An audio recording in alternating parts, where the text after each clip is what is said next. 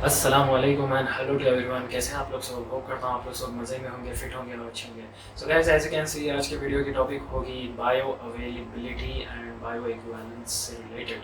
सो basically आज हम इस वीडियो के थ्रू जानेंगे कि बायो अवेलेबिलिटी किसे कहते हैं और बायो अवेलेबिलिटी में होता क्या है। सो बेसिकली गाइस, बायो अवेलेबिलिटी नाम सुनते ही आपको पता लग जाता है कि किस चीज़ के बारे में ये टॉपिक कह रही है, मतलब bio availability. So basically bio means क्या? बायो का मायने हो जाता है लिविंग ऑर्गेनिज्म, लिविंग ऑर्गेनिज्म।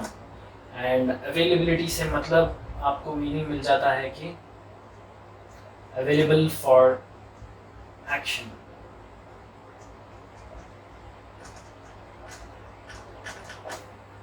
सो बायो अवेलेबिलिटी, बायो का मतलब लिविंग ऑर्गेनिज्म एंड अवेलेबिलिटी का मतलब available of for action. So basically हम बायो अवेलेबिलिटी किस चीज़ के बारे में बात कर रहे हैं? ड्रग के बारे में। तो बेसिकली क्या है bio availability? Amount of drug that is available for action in the living organism.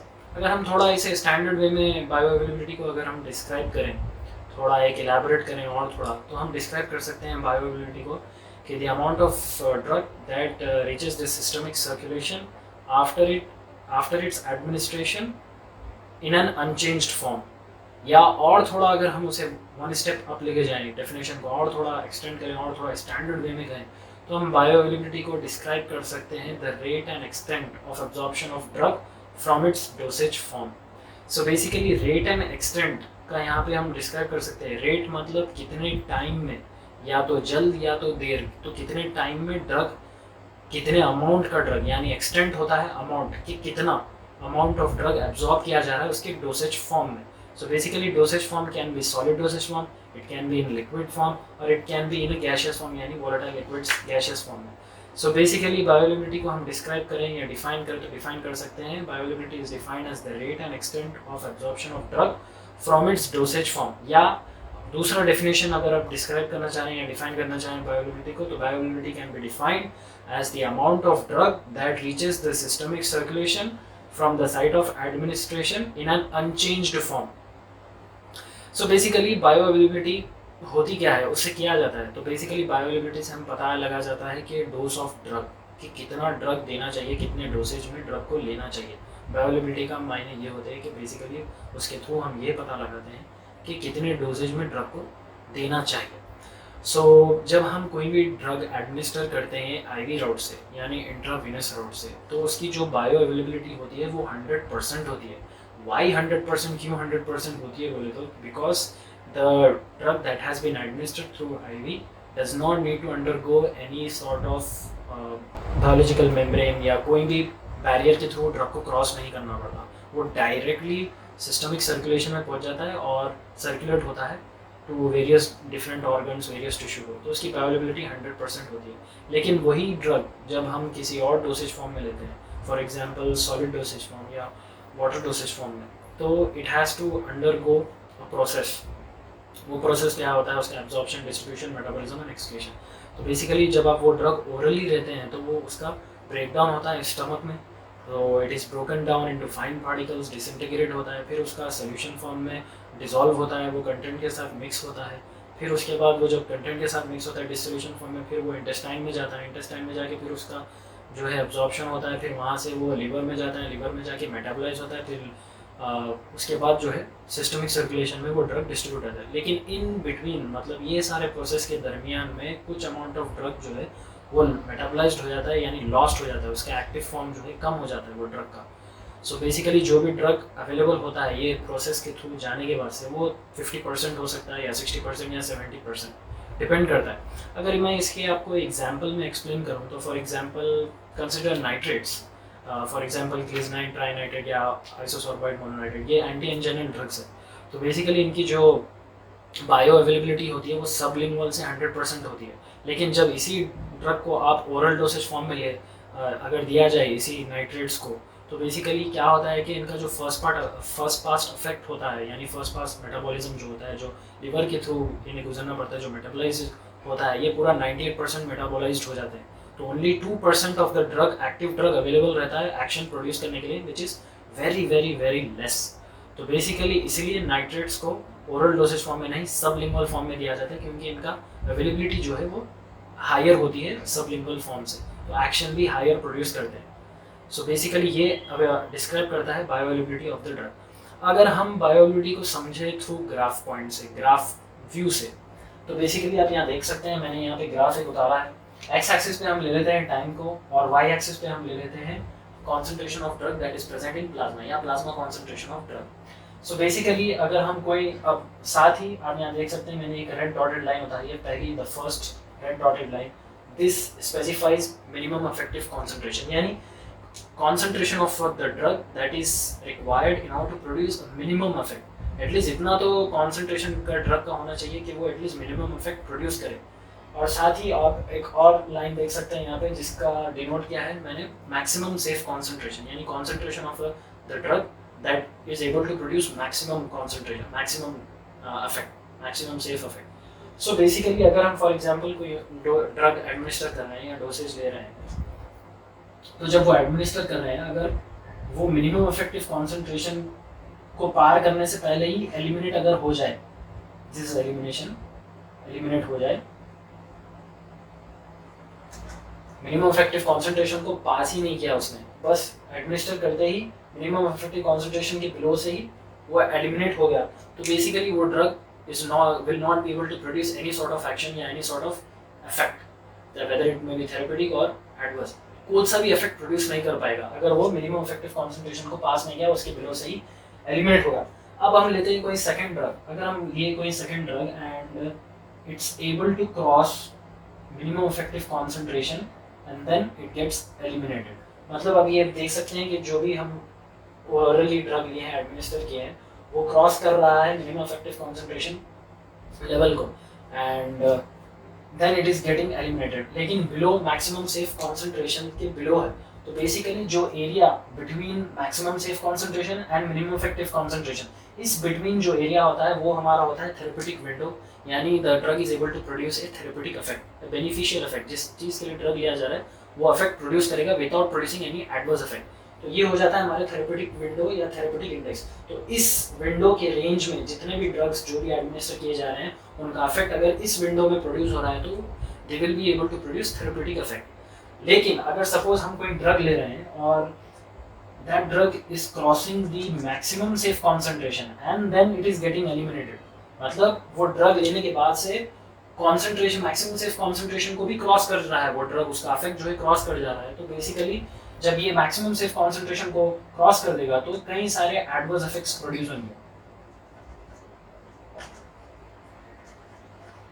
मतलब द थेरेप्यूटिक एफिकेसी वो जो ड्रग की होगी वो प्रोड्यूस होगी, लेकिन अपार्ट फ्रॉम दैट उसके टॉक्सिक इफेक्ट्स, उसके एडवर्स इफेक्ट्स भी प्रोड्यूस होंगे which will overshadow it's therapeutic effect. So basically क्या होता है, मिनिमम मैक्सिमम सेफ कॉन्सेंट्रेशन जो लेवल है वो लेवल को ड्रग क्रॉस नहीं करना चाहिए, उसके बिलो ही रहे तो सेफ होता है वो ड्रग, यानी थेरेप्यूटिक एफिकेसी उसकी ज़्यादा होगी। अब आ जाते हैं जो पीक इफेक्ट, जो सेकंड ड्रग हमने एडमिनिस्टर किया जो मिनिमम इफेक्टिव कॉन्सेंट्रेशन को क्रॉस किया, उसका जो पीक इफेक्ट प्रोड्यूस हो रहा है। फॉर एग्जांपल ले लें उसे सेकंड आवर में प्रोड्यूस हो रहा है, यहाँ पे हमने जैसा एक्सेस पर टाइम डिनोट किया है, तो will take the effect of the drug in hours. तो बेसिकली आप देख रहे हैं यहाँ पीक इफेक्ट जो प्रोड्यूस हो रहा है ड्रग का लेने के बाद से वो विद इन 2 आवर्स हो रहा है, मतलब 2 घंटे में प्रोड्यूस हो रहा है 2 आवर्स में। तो बेसिकली इस पॉइंट को जहाँ पे उसका पीक इफेक्ट प्रोड्यूस हो रहा है वो भी 2 आवर्स के टाइम पे, हम उसे डिनोट कर सकते हैं T max, we describe is at T max, मतलब the time at which the drug is showing its maximum concentration, maximum effect. So basically इसे हम डिनोट कर देंगे टी मैक्स। और जो 0 से लेकर जितना भी ड्रग एलिमिनेट होने तक जो भी फेज है, ये हम फेज को डिस्क्राइब कर सकते हैं ड्यूरेशन, मतलब इतनी देर तक ड्रग का एक्शन हो रहा है, ड्यूरेशन ऑफ एक्शन एलिमिनेट होने तक। तो बेसिकली आप यहाँ देख सकते हैं डिफरेंट पैरामीटर्स डिस्क्राइब करने के लिए और साथ ही ड्यूरेशन ऑफ एक्शन। तो ये हो जाता है हमारा बायोअवेलेबिलिटी ऑफ ड्रग। तो अब साथ ही बायोअवेलेबिलिटी ऑफ ड्रग का जो फॉर्मूला है, तो बेसिकली डिस्क्राइब करने के लिए, कैलकुलेट करने के लिए, डोज ऑफ ड्रग अगर कैलकुलेट करना है तो हमें बायोअवेलेबिलिटी ऑफ द ड्रग को कैलकुलेट करना पड़ेगा। तो कैलकुलेट करने के लिए तो बेसिकली उसका बायोअवेलेबिलिटी का फॉर्मूला होता है F equal to area under curve of oral dosage by area under curve of IV dosage into 100। Percentage में कैलकुलेट करने के लिए इसे इंटू 100 टाइम्स करना पड़ता है अगर अवेलेबिलिटी। तो एफ यहाँ पे डिनोट करता है बायो अवेलेबिलिटी को, and bio availability is equal to area under curve of oral dosage form by area under curve of IV dosage form into 100 times. तो बेसिकली एरिया अंडर कर्व क्या होता है बोले तो जो भी ये ग्राफ प्रोड्यूस किया है मैंने, इसके अंदर अगर हम प्लॉटिंग कर दें, so this basically denotes area under curve. तो ये वैल्यू लेने से, इसको कैलकुलेट करने से आपको अपनी बायोअवेलेबिलिटी ऑफ द ड्रग की पता चल जाएगा, बायोअवेलेबिलिटी ऑफ द ड्रग क्या है। तो बेसिकली जो bioavailability of the drug through IV होती है वो 100% होती है, because the drug is not able to, the drug does not need to pass through any kind of barrier or any kind of cell membrane, it directly goes into the systemic circulation, does not need to go into absorption process, उसको पार नहीं करना पड़ता। So basically जो drugs that are administered through oral forms, so for example solid administer किया है आपने तो it needs to go through absorption process, तो where it has to, it is broken down, so basically break down हो जाता है, फिर उसका absorption हटा तो part of drug is lost, active form is lost, तो बेसिकली कम ड्रग अवेलेबल होता है एक्शन के लिए। तो कहना ये चाह रहा हूँ कि बायोअवेलेबिलिटी जो आईवी से देते हैं ड्रग की वो 100% होती है, और जो ड्रग डिफरेंट रूट से ज़्यादा है अपार्ट फ्रॉम आईवी रूट, उसका जो बायो अवेलेबिलिटी होता है वो कम हो जाती है, डिक्रीज हो जाती है। So guys this is the bio availability of the drug. अब आते हैं हमारा नेक्स्ट फिनोमिना जो है बायो इक्विवेलेंस। बायो इक्विवेलेंस कहते किसे हैं?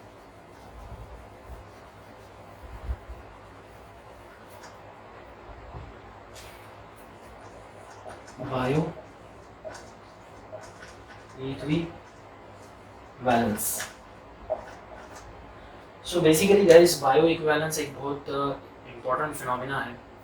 अगर हम बायो इक्विवेलेंस को समझे एक एग्जांपल के तौर में, फॉर एग्जांपल एक पैरासीटामोल ड्रग है and it is manufactured by various companies, कई सारे मैन्युफैक्चरर्स अवेलेबल है पैरासीटामोल के। For example if you take brand name for paracetamol is Paracef, which is manufactured by Stressenberg company, and apart from that Calpol-Lelen which is manufactured by GSK, GlaxoSmithKline। तो basically हम अगर paracetamol tablet different manufacturer से ले रहे हैं और इनकी bio availability जो है अगर बॉडी में या प्लाज्मा कॉन्सेंट्रेशन में जो इनकी बायो अवेलेबिलिटी है वो इक्वल है, 100% है, मतलब chemical composition is the same, they are both paracetamol, drug value same है, एंड इनकी बायो अवेलेबिलिटी अगर प्लाज्मा कॉन्सेंट्रेशन में इनकी अवेलेबिलिटी ज़्यादा है, सेम है, एग्जैक्ट है, तो then the drug is said to be bio equivalent. अगर इनकी बायो इक्विवेलेंसी अफेक्टेड है, मतलब it's not equal, it's not 100%, bio availability 100% नहीं है प्लाज्मा कॉन्सेंट्रेशन में, then the drug is said to be bio inequivalent. Basically for example FDA के rules के हिसाब से अगर फॉर एग्जांपल आप कोई ड्रग ले रहे हैं, उसकी bio availability 100%, same drug paracetamol manufactured by different companies, एक हो गया पैरासेफ और एक हो गया कैलपॉल, डिफरेंट मैन्युफैक्चरर्स, डिफरेंट कंपनीज, एक कंपनी का ड्रग ले रहे हैं, उसकी बायोअवेलेबिलिटी 100% है, और आप दूसरी कंपनी का, दूसरे मैन्युफैक्चरर्स का आप ड्रग ले रहे हैं, उसकी बायोअवेलेबिलिटी अगर 80% है, तो बेसिकली अगर इतना डिफरेंस है, difference that is equal to और less than 20%, then the drug is considered to be bio equivalent. नहीं, अगर it is more than 20% variation, bioavailability अगर ड्रग की मोर देन 20% आ रही है, तो then the drug is said to be bio inequivalent. So basically guys इससे बतलाना, इससे हमें ये पता चलता है कि those drugs for example that have narrow therapeutic range, for example anti diabetics, anti hypertensive drugs, anti epileptic drugs, इनमें क्या होता है, ये ड्रग्स में नैरो थेरेप्यूटिक इनका रेंज होता है, मतलब स्लाइटली नैरो थेरेप्यूटिक रेंज होता है। अगर आप कोई फॉर एग्जांपल कोई डोसेज लेते हैं ड्रग का, कोई भी डॉक्टर आपको एंटी एपिलेप्टिक ड्रग्स या एंटी डायबिटिक ड्रग्स में से for example Amlopress taking 5 mg अगर कोई पेशेंट ले रहा है, तो ना उसका जो नैरो थेरेप्यूटिक इफेक्ट होता है नैरो होता है, नैरो रेंज का होता है, because you have to take in 5 mg। अगर ज़रा सा भी उसमें थोड़ा सा भी अगर चेंज हो गया उसके डोसेज फॉर्म में, तो उसके या तो इफेक्ट उसका माइनर हो जाएगा या तो फिर टॉक्सिक इफेक्ट क्रिएट हो जाएगा, क्योंकि ये ड्रग्स में क्या होता है, नैरो थेरेप्यूटिक रेंज रहता है और एज प्रेस्क्राइब लेना पड़ता है। लेकिन फॉर एग्जांपल अगर कोई पेशेंट एम्लोसेफ 5 mg ले रहा है, and if then he has stopped taking Amloseph 5, instead he is going to take Amlopress 5, which is manufactured by अलग different brands, different company, different manufacturer, and it is a different brand.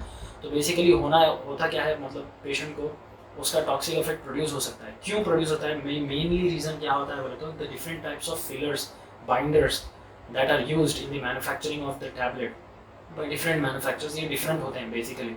Amlosafe 5 mg एक अलग manufacture है, Amlopress 5 mg by अलग लेकिन इनमें इन दोनों में जो बाइंडिंग एजेंट्स, जो एक्सिपिएंट्स, जो फिलर्स यूज़ किए जाते हैं वो डिफरेंट हो सकते हैं. और इन डिफरेंस होने की वजह से ड्रग का ओरल जब लेने के बाद जो भी डिसोल्यूशन डिसइंटीग्रेशन प्रोसेस होता है, जो भी एब्जॉर्प्शन होता है, वो वैरी किया जाता है.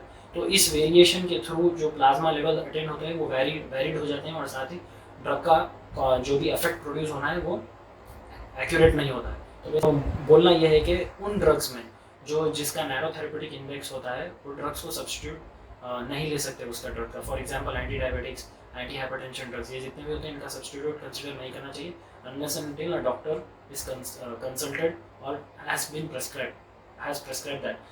Even if the doctor has prescribe, यानी अगर डॉक्टर चेंज भी करता है या सब्स्टिट्यूट भी करता है, फॉर एग्जांपल एम्लोसेफ 5 mg के अलावा अगर वो डॉक्टर प्रेस्क्राइब कर रहा है Amlopress 5 which is of different manufacturer, तो after taking that tablet 1 week के बाद डॉक्टर फिर रीटाइट्रेट करेगा. रीटाइट्रेशन मतलब फिर रीअसेस करेगा कि पेशेंट का जो बीपी है वो अंडर कंट्रोल है या नहीं है, ये ड्रग लेने के बाद भी. सो बेसिकली नैरो जो थेरेपेटिक इंडेक्स के ड्रग होते हैं उनमें सब्स्टिट्यूशन नहीं होता. जो भी ब्रांड प्रेस्क्राइब किया जाता है वही लेना पड़ता है, उसे सब्स्टिट्यूट ना किया जाए. क्योंकि ना अपार्ट फ्रॉम दैट जो जितने भी ड्रग है जिनका थेरेपेटिक इंडेक्स माइनर नहीं होता, नैरो नहीं होता, लार्ज होता है, for example OTC drugs, over the counter pain killers, इसमें आप सब्स्टिट्यूट ले सकते हैं बिकॉज इसके जो नैरो थेरेपेटिक विंडो होती है या थेरेपेटिक इंडेक्स होती है वो नैरो नहीं होती, वो लार्ज हो सकती है. Patient can use the substitute, but apart from that, those drugs which are having narrow therapeutic index such as anti-epileptic drugs, antihypertensive, anti-diabetics, तो ये drugs में होता क्या है कि patient को conscious होना पड़ता है. He can't take a substitute for that. जो भी उसको drug prescribe किया है वही लेना पड़ता है because of bioequivalence term. So bioequivalence term एक बहुत important role play करता है and it is related to the bioavailability of the drug. So guys आज की वीडियो में हमने जाना about bio availability of the drug, bio availability क्या है and why it is important, and साथ ही हमने जाना बायो इक्विवेलेंस के बारे में. तो गाइस जितना भी हो सके अगर आपको समझ में आया हो, जितना भी समझ में आया एटलीस्ट 1% भी आपकी मेमोरी रिफ्रेश हुई हो एटलीस्ट, तो please like share and subscribe to my channel and इंशाल्लाह see you guys in the next video. Till then stay fit, always stay happy, keep smiling.